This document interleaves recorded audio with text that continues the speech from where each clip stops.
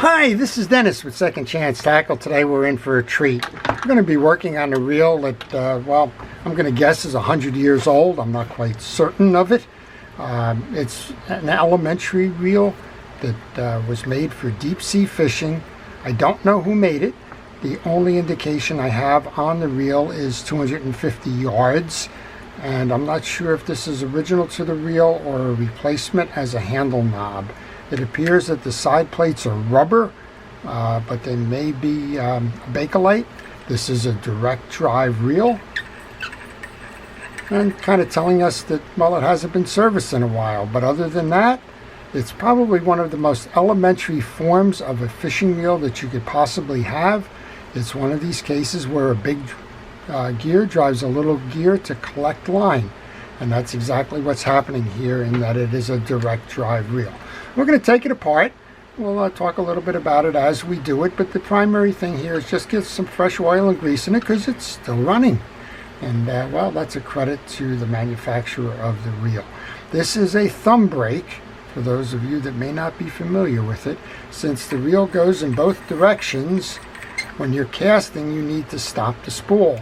How do you do that without a drag? You apply pressure with your thumb on the line to hold that tight, clamp it down, and act as a braking device.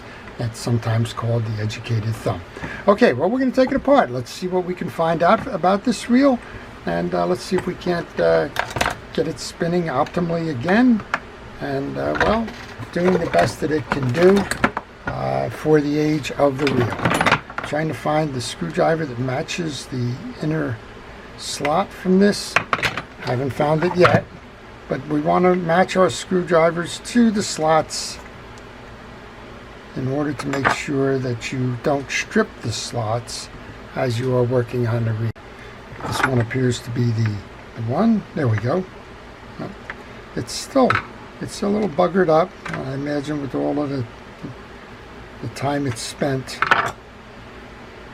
that you have those issues. Well, of course, we don't know the manufacturer of this reel. I don't. If you know it, please leave it in the comments section. We also don't know the exact age of the reel, so if you don't know the age of the reel and the manufacturer of the reel, chances are you're not going to be able to find a schematic for it. So take pictures along the way. We just removed the handle screw and the handle, and we're going to remove the 4 or 5 side plate screws now. This does have a riveted base on it, 2-post reel seat with a riveted base. It's marked 250, but beyond that, again, I don't know any of the characteristics of this reel in terms of who made it. This appears to have been a nickel coated or plated frame. It looks like we're down to the brass underneath. I'm just using a little bit of penetrating oil on the back where those screws will join those cross posts, and we'll see how we can do in terms of removing the screws. The first one's cooperating. These seem to be okay from a slot standpoint. You really need to be careful with these reels as you go to disassemble them. There are no replacement parts, obviously. We've got some corrosion on this spool, or some accumulated salt and debris. So let's take that off of that screw so that they can go back in easier. I suspect we're going to see that on each one of these because there's a space in that side plate between where that screw sits in the cross post. And well, salt or waters get in there. I'll roll that around, so a little bit left there. And let's take these two off and we'll see what's next. I'm unsure if this plate goes inside of this or if this whole piece is going to come off. We're going to find that out right now after we remove that second reel seat screw. Okay, this is always one of those, let's take an adventure. Oh, we just got the answer to that, right? And here you go, a relatively simple, straightforward reel. It's been around a long time, stood the test of time, and we have a couple of things going on here. I'm not sure this thing is working. Kind of sort of is. This would be your click mechanism. You have a click ratchet on the back here of the spool, and This is a spring metal here. So that's actually going to be your spool brake. You can see the ridges left in the spool here. That'll be a brake. There's not much spring left in this spring here, but it is there. This is your click ratchet. So one side is a spool brake. The other side is your spool ratchet. That spool ratchet appears to be worn down and also stuck. Well, we'll do the cleanup here. Again, this is more of an examination to figure out what's going on in this reel. I'm just going to let that penetrating oil sit there for a moment. We have 2 screws that are holding on your main gear. So we'll go back to try and match those screws again. Let's see if we can't get them out. And take pictures. Take lots of pictures. Have your parts organized. I'm putting my small stuff into a parts tray. That way, when it's time to reinstall this, I can find it. I use a fast food container. And when I put those into the parts tray, I kind of use the corners of them for the sub-assemblies. So this is only screaming for attention because the greases and oils are dried out. I always say I wonder what would happen if reels could talk, what you would find out about them, how they were used, who owned them, and why they got set aside somewhere. And quite honestly, I can't even remember where I found this one. I'm sure it was at a flea market somewhere.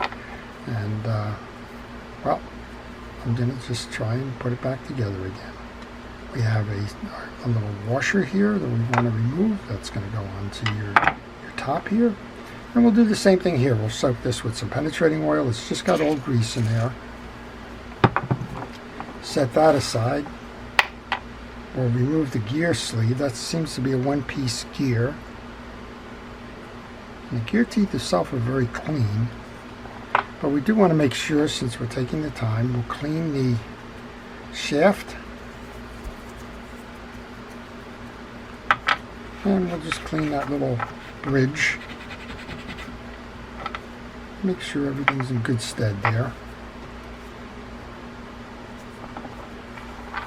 I'm also going to take a moment to remove any excess dried greases from the main gear.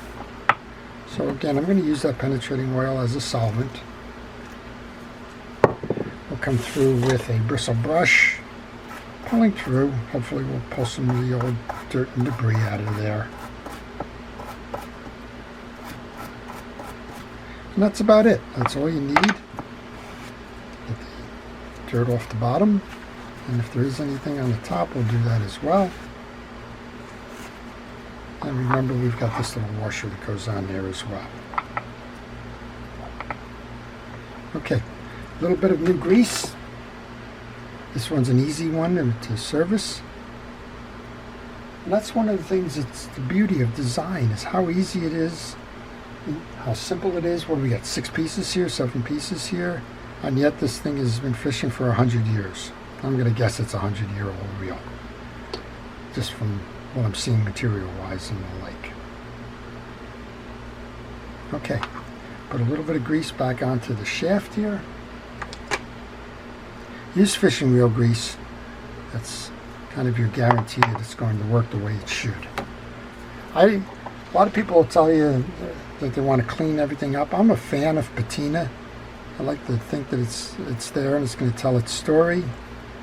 And I don't go and use crazy approaches here to buff all of this out and put it on a wheel and get it shiny and everything. I just like it the way it is. If it's your reel, yeah, well, I tell you, people ask me, can I do this? And I advise against it. And I said, but it's your reel. You can do whatever you want. Quite honestly, there's not a lot of money in this reel. I don't remember it. If I had spent a lot of money on it, I probably would have remembered more about the specifics of where I got it and the like. But I'm going to guess I probably paid $5 or $10 for it, maybe. And I'm going to guess that it was at a flea market. I don't think it was at a yard sale, but thinking it was probably in a box with some other reels at a flea market. These are your bridge screws. We're going to put one back. We're not going to tighten it down all the way until we make sure that we're lined up on the other side. That's going to take care of the one side. And that's your drive side. So you have your big gear there. Where's the little gear? The little gear's on the spool. The difference in sizes between the two gears is what's going to make up your gear ratio. So it's how many times does your small gear turn to the one big gear turn. That's your gear ratio. There's a lot of ways to determine that. One of them is to count the teeth on the big gear, count the teeth on the little gear, and divide it, and that'll tell you. Another way is kind of what I call the eyeball method. You just put a piece of tape on your spool and turn the spool we'll turn the handle once, start it at 12 o'clock, finish it at 12 o'clock, and count how many times that piece of tape has gone around the outside. We'll just use a little rod and wheel cleaner to take off some of that old grease. I don't call old grease patina. There we go. That's easy enough, right? We can put the handle back on.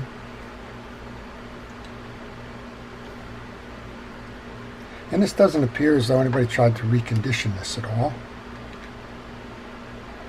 And this screw here, if you were not interested in taking the side plate off, you would take that screw off and put a little drop of oil or two inside. That would keep the gear shaft spinning. Oh, now we got it spinning nicely. There you go. Again, I'm not sure if this is an aftermarket knob or not, because I don't know who made this reel. Not even a little conjecture. We're going to just put a little bit of oil into the two seams where it is meeting. It does appear to have the original shaft on it, so maybe this does belong on this reel. Not sure. Here's the small gear. This is your pinion gear. It comes off. Now I will use cleaners to take off dirt and debris. Here's a 4.0 steel wool. It's not very abrasive, but it will clean it up. We're going to do the same thing on this gear that we did on the other. Just hit it with some penetrating oil. Grab our brush and pull through, just in case there's any clogs there. Now I didn't feel any impediments when I was testing it. That doesn't mean there isn't any, but it's always a good idea to take that off, give it a try. All right, just load that back on. There is no free spool in this. This is what's called a knuckle buster. It's a direct drive reel, goes front and back as we demonstrated earlier. So there's no intermediate device in there, such as a yoke or another way to release that the drive. All right, let's see. There's some monofilament on there. This reel, when it was originally manufactured, did not use monofilament. Monofilament came later. This would have used some kind of a braided line, a dacron, a linen, a gut line, whatever. And all you need to do on this one, again, just wipe it clean. We know this is frozen. I'm not going to try and Mickey Mouse that. And we know this one is a spring that's probably damaged at this point, or lost its spring, if you will. That's pretty cool. Oh, it does work. You can see it coming in and out a little bit. So that's a little bit of a spool break, probably for casting. So it does work a little bit. I'm going to leave it in the off position. And again, I'm not going to go back and do anything with the posts here. The only other thing I want to do is clean this side. It does look like there is some evidence of a small dried grease on this one. And use your least abrasive approach. Lost our spool bearing there. This is your click ratchet. So if you can wipe away with paper towels, do that. And then just increase the abrasiveness if you're having trouble. So maybe the next step would be a kitchen scrubby. These bristle brushes can be replaced with metal brushes. You can find some picks along the way. It looks like some of these teeth have some old grease in them. This is the click ratchet. This is going to make your clicker noise. Bait alarm is another term for it, I guess. So there's some advanced features on this, even though the reel is a very old reel. But it's basically a manual reel. This reel is you versus the fish with not a lot in between. All right, let's put our thumb brake back, move our spool in, put our gear back on. Gear goes into the side plate here. Both gears have been lubricated. And we just need to line up our screw holes, bring those back in. We have our 5 screws. I checked these. They were all the same size. You do want to note that when you're repairing a reel.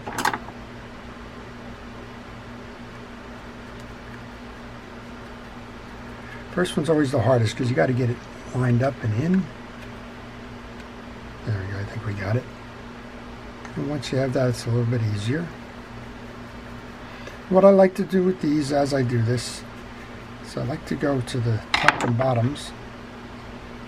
And I was wrong. Those screws are different. There are 2 different screws for the bottom here. Thought there would be. These have a little bit of a shoulder on them before the screw sets in. And again, make sure you're using the right slot on your screwdriver. If you use one that's too narrow and you don't grip that slot firm on an old reel like this, it will strip those shoulders, what's commonly called butterflying. And if you do that, you're not going to be able to service the reel any longer because you're not going to be able to remove those screws. That happens a lot on the Mitchell 300s, for example. People just don't pay attention to that. Just grab any old screwdriver, rip them up, and then they say, I can't get my screw out or get my screw back in because the head is damaged. Well, that's why it got damaged. Okay, well, it's a simple service, as I mentioned, on an unknown reel that's been around a very long time. And I am quite certain and sure, as a matter of fact, that if I put line on this today, I could take it fishing tomorrow and I can catch fish with it. And so could you. All you want to make sure is that, well, you've basically done what we did here. You wanted to make sure that it was cleaned and that anything that was in its way was removed, re-greased, re-oiled. And this is it. So I wish I knew the name of the reel. We're going to back our thumb off here. Now we should have an adjuster here. I'm hearing a little bit of noise. I don't know how well these are in terms of an adjustment right now. I'm not cooperating very well, so we're going to say they're stuck for the moment. But let's just take a look. It's a lot quieter. As you saw, it's a direct drive reel, 2 gears. Turns free and easy. There's a little bit of a chirp. Maybe what I'll do is I'll try and put some penetrating oil on these outside caps and see if I can turn them at a little bit later date. But for now, we're just going to leave it as it is. So, lessons learned here. You can find a reel relatively inexpensive that's a very old reel that all it needs is a little bit of TLC just to take it apart, understand the mechanics behind it, remove those pieces and parts, clean them up, and inspect them for damage. And if they're not damaged, you know you have a reel that can be dependable for a long time to come. One final note on service, you have a leather patch here. This actually could be reconditioned with a leather treatment, anything that you would use, for example, on leather gloves or even upholstery in cars or the like. That leather can go on here, and I guess in a pinch you could throw oil on here if you wanted to. This one is not brittle or cracked. I'm just going to leave it as it is, but there you go. So I hope you all take the opportunity when you can find one of these old reels just to do what we did here. Take it home, experiment with it, open it up, see what makes it go, learn your lessons from it, and maybe even put line on it and take it fishing. I hope you've enjoyed that.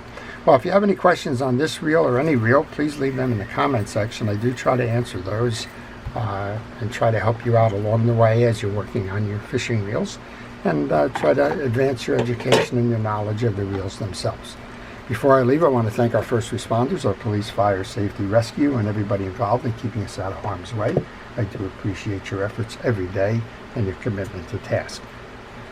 I want to thank all of the viewers for watching, for making this channel what it is, and for well, contributing the way that you do. This is Dennis with Second Chance Tackle, wishing everybody a great day.